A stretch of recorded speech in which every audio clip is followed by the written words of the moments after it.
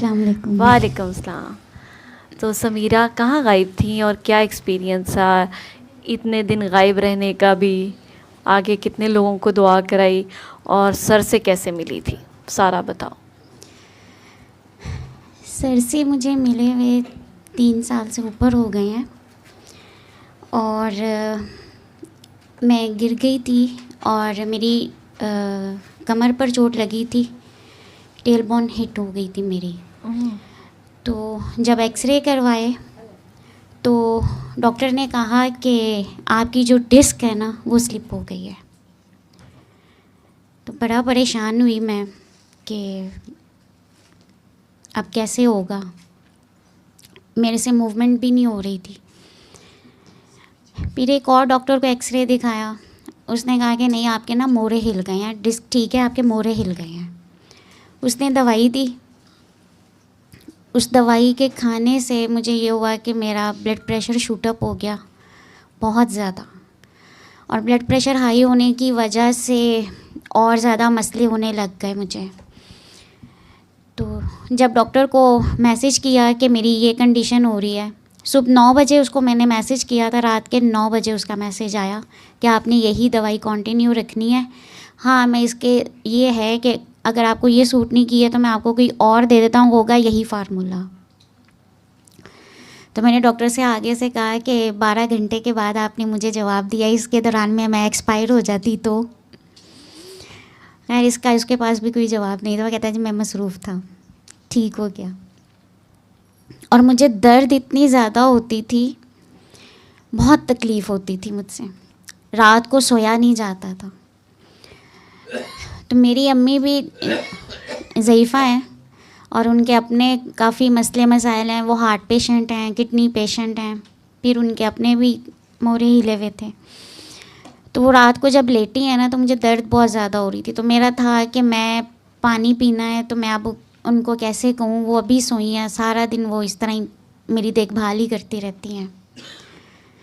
तो इसी उसमें ना मोबाइल मैंने पकड़ा और यूट्यूब चेक करना शुरू किया। जैसे ही मैं स्क्रॉलिंग कर रही थी तो दुआ रूम तक मैं पहुंची और उस टाइम ना डॉक्टर बाबा ना दुआ करवाने लगे थे, और ये उस वक्त थी कि जब मुझे ना दर्द बहुत हो रही थी। उन्होंने कहा कि आंखें बंद करो, मेरे साथ दुआ करें। मैंने आंखें बंद की और दुआ की, और जब मैंने दुआ की तो मेरी दर्द मुझे लगा मुझे है ही नहीं है। फिर उन्होंने कहा कि पानी पीना है। अब मेरे पास इतना पानी तो था ही नहीं, मैंने तो बताया कि मुझे प्यास नहीं थी। थोड़ा सा पानी, कहीं ग्लास में इतना सा होगा, थोड़ा सा चुन्ना मुन्ना सा जिसे कहते। मैंने वो ही पानी पी लिया और उसमें से थोड़ा सा पानी रखकर मैंने अपने दर्द वाली जगह पर भी लगाया। कहाँ मुझे नींद नहीं आ रही थी, दर्द से, दर्द में कमी क्या, दर्द बिल्कुल नहीं हुआ। और फिर उसके बाद मुझे सुकून की नींद आ गई और मैं सो गई। फिर मैंने सूरह रहमान सुनी 7 दिन आंखें बंद करके, सुबह दोपहर शाम। वो जैसे एक दवाई नहीं होती है सुबह दोपहर शाम, वो इस तरह याद रख के। और कंसंट्रेशन तो होती थी, लेकिन मुझे लगता था कि सूरह रहमान सुनने से मुझे लोरी मिलती है। मैं सो जाती थी दरमियान में कहीं, और कभी ख़त्म हो रही होती थी तब थोड़ा सा मैं होश में आ रही होती थी। और पानी मैंने इस तरह ही रखकर 7 दिन वो सुना। फिर डॉक्टर ने मुझसे, इसी दौरान में डॉक्टर ने मुझसे ये भी कह दिया कि आप जो है ना डिप्रेशन फेज़ में चली गई हैं, तो आपको डिप्रेशन की मेडिसिन्स भी होंगी। और उसके साथ उन्होंने मुझे इंजेक्शन्स देने शुरू कर दिए थे। फिर मैंने कारी खुशी मोहम्मद की आवाज़ में कसीदा बुर्दा शरीफ भी सुना। उसके सुनने से ये हुआ कि मेरे मसले मसाइल जो थे वो तो थे जूं के तूं, लेकिन वो मेरे अंदर जो एक इत्मीनान आया, सुकून आया, एक खुशी की लहर जो मेरे अंदर आती थी। फिर मुझे दोपहर का इंतज़ार कि नहीं, मैंने वो डोज़ लेनी है अपनी। इस तरह चलता रहा। और फिर मुझे इंतज़ार होता था कि हफ्ते का दिन आएगा, आज बुध होगी, जुमेरात, फिर हफ्ता आएगा और दुआ रूम। फिर मैंने वो वीडियोस, फिर मैं वो घर पर बैठे हुए, क्योंकि मैं थी बेड पर, मैं कुछ कर तो सकती नहीं थी। जैसे ही सूरह रहमान के 7 दिन पूरे हुए तो अल्लाह ताला की तरफ से ऐसा, क्योंकि मेरी दुआ यही होती है कि या अल्लाह मुझे मेरी शिफा तक पहुंचा दे। पहुंच गई। वही डॉक्टर जो कह रहे थे कि आपकी डिस्क क्लिप कर गई है या आपके मोरे हिल गए हैं, तो एक और डॉक्टर से पूछा, उन्होंने कहा आपको कुछ भी नहीं हुआ हुआ है, कुछ भी नहीं है, आप बिल्कुल ठीक हैं। बस ये है कि थोड़ा सा जब आप कहीं स्लिप हुई हैं, गिरी हैं, तो वो पट्टे जो हैं वो थोड़े से खिंचाव में आ गए हुए हैं, बस इससे ज़्यादा और कुछ नहीं है। और आपको जो मेडिसिन्स दी जा रही थी वो सारी गलत थी, उनकी ज़रूरत ही नहीं थी।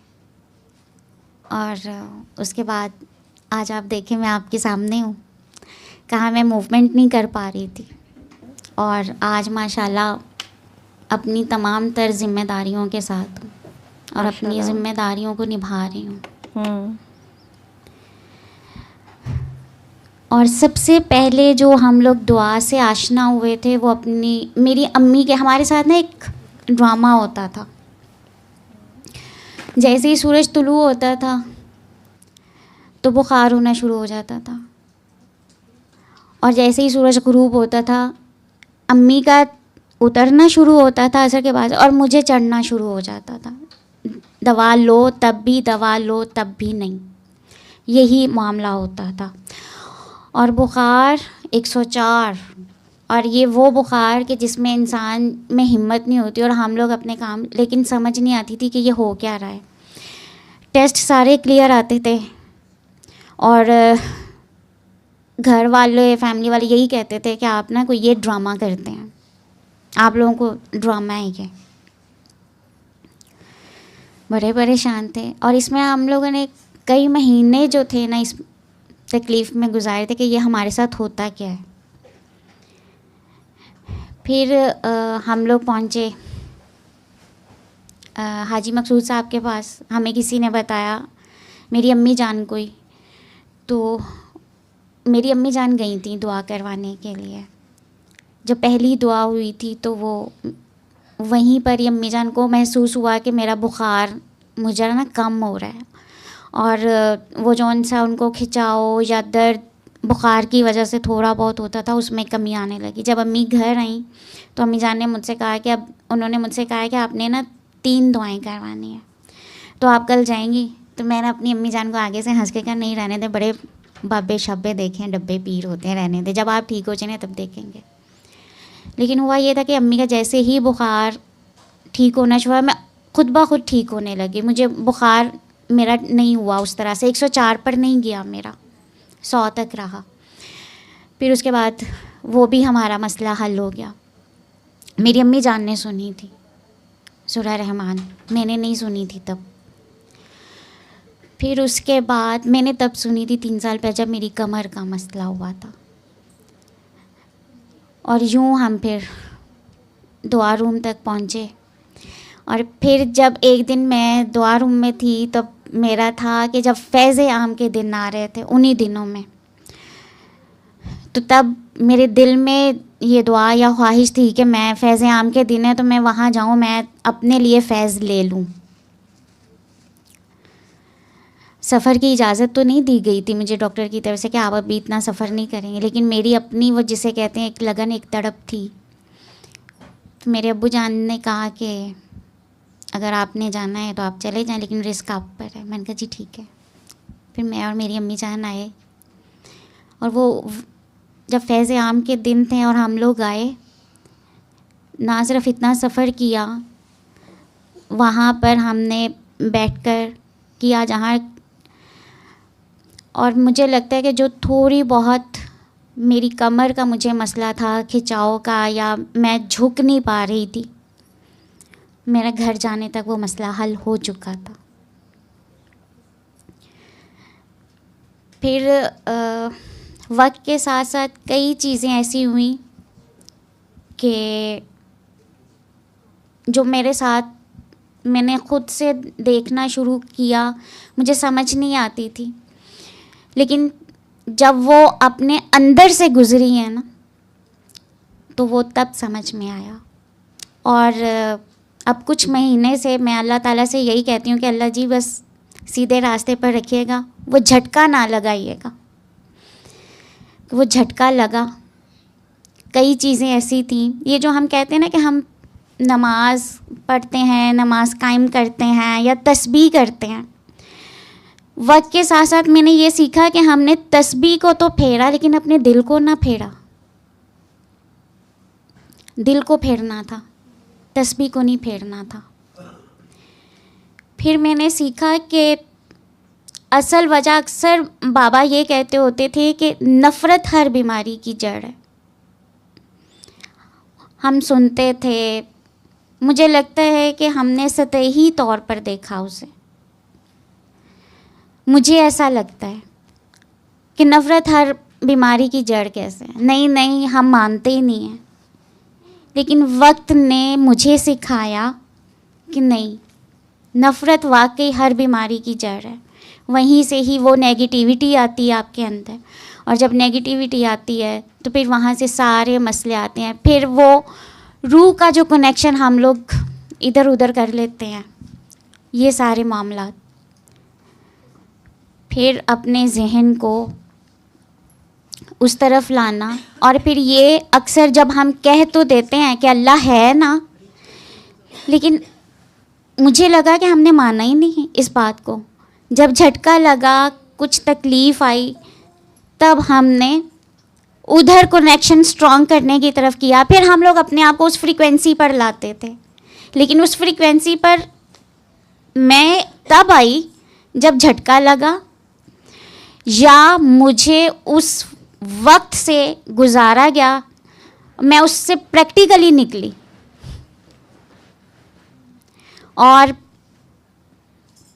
आज मैं कहती हूँ कि जो 3 साल पहले की समीरा थी और आज की समीरा है, उसमें बहुत फ़र्क आया है, उसकी सोच में आया है। पहले सिर्फ बाबा जो कहते थे ना, तो वो मुझे लगता है कि हम बैठे हुए यहाँ पर सुन रहे होते थे। असल समझ मुझे तब आई जब प्रैक्टिकल हुआ, जब मैं उसमें से गुजरी हूँ। वो तन बीता जब हुआ है ना, तो तब पता चला कि वाकई अल्लाह है, अल्लाह है ना। और थोड़ी थोड़ी तकलीफ़ पहुँची मुझे, और मैं मानती हूँ कि जब मेरे दिल में बदगुमानी आई या नफ़रत आई, तब और रिसेंटली एक छोटा सा वाक़या हुआ, जिस दिन मुझे मेरे फादर की शादी के बारे में पता चला था। तो उस दिन मैं बहुत परेशान थी, और मेरे बाबा से मेरा कांटेक्ट नहीं हो रहा था, मेरे अब्बू जान से भी नहीं रब्ता हो रहा था। फिर मैं इतना परेशान हुई थी कि उस दिन उस तड़प पे मैंने अपने आप को, बहुत कम होता है कि मैं इस फ्रीक्वेंसी पर लेकर जाऊं, उस फ्रीक्वेंसी पर जाकर फिर मैंने कहा कि बाबा को ये मैसेज कि बाबा, फिर बाबा ने मुझे कॉल किया। फिर मैंने बाबा कहते जी बेटा। फिर मैंने बाबा को बताया कि बाबा, मैं आज अपने आप को उस जगह महसूस कर रही हूँ कि मुझे लग रहा है कि मेरे ऊपर सिर्फ एक आसमान है। इतनी मैं अकेली और तन्हा रह गई इस दुनिया में कि जो आपके साथ मुखलिस रिश्ते कौन होते हैं, सिर्फ एक माँ और एक बाप होता है। बहन भाई भी होते हैं, लेकिन वो भी एक वक्त तक होते हैं। जब वो अपनी जिम्मेदारियों में आते हैं तो आप उनके लिए फर्स्ट प्रायोरिटी पर नहीं रहते हैं। और ये वो आलम था कि हम लोग अक्सर ये सुना करते हैं ना कि जैसे एक मछली है और वो बिन पानी के तड़पती है। हम लोग शायद ये फ़िक्रा पढ़ा करते थे, और ये जब मेरे तन पर बीता, मैं उसमें से गुज़री, तो फिर पता चला कि मछली बिना पानी के कैसे तड़पती है। तो जब मेरी बाबा से बात हुई तो बाबा ने मुझसे कहा कि मुझे ये फर्स्ट मीटिंग जब हुई थी तो स्ट्रॉन्ग वाइब्स आई थी, और उसके बाद बाबा ने मुझसे कहा कि बेटा आप उनको उनके हाल पर छोड़ दो। बाबा का ये जुमला मेरे दिमाग में रहा, और ये बाबा के अल्फाज, उनकी आवाज़ आज भी मेरे कानों में गूंजती है। और वाकई मैंने फिर ऐसा किया, क्योंकि बाबा जो कहते हैं तो वो ऐसे ही नहीं कहते हैं। और उसके बाद अल्लाह का शुक्र कि वक्त ने ऐसा पलटा खाया कि मेरे बाबा ने कॉल की, अबू जान ने मुझे फ़ोन किया, और वो थोड़ा नॉर्मल भी हो गए हमारे साथ सब कुछ। तो वो तन बीती उस टाइम मैं मानती हूँ कि मैं थोड़ा सा हुई कि आज मैं कहाँ खड़ी हूँ। अब्बू जान अपनी सेकंड वाइफ के साथ होंगे, मेरी अम्मी जान उस वक्त बहुत बीमार थी और हॉस्पिटलाइज्ड भी हो गई थी। तो उस टाइम यही कहा जा रहा था कि मेरी अम्मी को कुछ भी हो सकता है। तो मुझे लग रहा था कि फिर मैं तो बिल्कुल अकेली कहाँ होंगी मैं। वही बात आ गई सोच की कि वो यकीन की हालत में रहना। तब मुझे पता चला था कि नहीं, मैं तो यकीन की हालत पर नहीं थी, क्योंकि मैंने फिर उस टाइम सोचना शुरू कर दिया कि था कि फिर मैंने कहाँ जाना है, लावारी सेंटर है या दारुल अमान है। फिर उसी सोच में परेशान भी रही मैं। फिर मुझे था कि मैं बाबा से बात करूं। फिर उस वक्त मुझे एक स्ट्रॉन्ग सा मैसेज ऐसे ही पहुंचा कि बेटा हर पल हर दफ़ा मैं नहीं आऊँगा, आपको एक ट्रैक बताया है, इससे आपने खुद निकलना है। और फिर मैंने सोचा था कि इंशाल्लाह बाबा ने अब जो बताया है, जो सिखाया है, उस पर अमल तो करना है। फिर जब वो उस प्रैक्टिकल से मैं निकली और आज आपके सामने समीरा मुस्कुराती हुई नज़र आ रही है आपको, तो वो सिर्फ बाबा का एक जुमला था जो मेरे आज भी गूंजता है कि बेटा उनको उनके हाल पर छोड़ दो। और जब मैंने उनको उनके हाल पर छोड़ा तो वो अल्लाह का करना ऐसा हुआ कि वो वहाँ से एक यकीन की हालत में आना शुरू हुई और सब मामला ठीक होने लग गए। और एक काम मैंने ज़रूर किया था कि वो अल्लाह पानी वाली दुआ जो थी वो मैंने की। और जो कहते हैं ना शदीद डूब कर करना, वो की और प्यार से। फिर मैंने इस दौरान में प्यार से अल्लाह जी को प्यार से पुकारना सीखा। ये जो लास्ट फेज़ निकला, और जब मैं इससे निकली फिर मैं 2 महीने से ना बाबा को कॉल कर रही थी और मैसेज कर रही थी कि बाबा मुझे इजाज़त है कि मैं दुआ रूम में अकेले आ जाऊं, क्योंकि मैं हमेशा अपनी अम्मी के साथ आया करती थी। क्या मुझे इजाज़त है? आज बाबा की मुझे कॉल आई तो बाबा से आज मैं काफ़ी तड़प रही थी। फिर मैंने अपने आप को उस फ्रीक्वेंसी पर कि मैसेज जाए, फिर बाबा का मुझे आया फ़ोन, तो बाबा ने कहा कि अगर आपकी अम्मी अब्बू को एतराज़ नहीं है तो आप आ सकती हैं। और फिर मैं यहाँ आ जाऊँ। ठीक है, माशाल्लाह, बहुत अच्छा एक्सपीरियंस, बहुत अच्छा। इनको दें आप अपने साथ जाएं। सल्ले अला सल्ले अला सल्ले अला सल्ले अला सल्ले अला शफीना सल्ले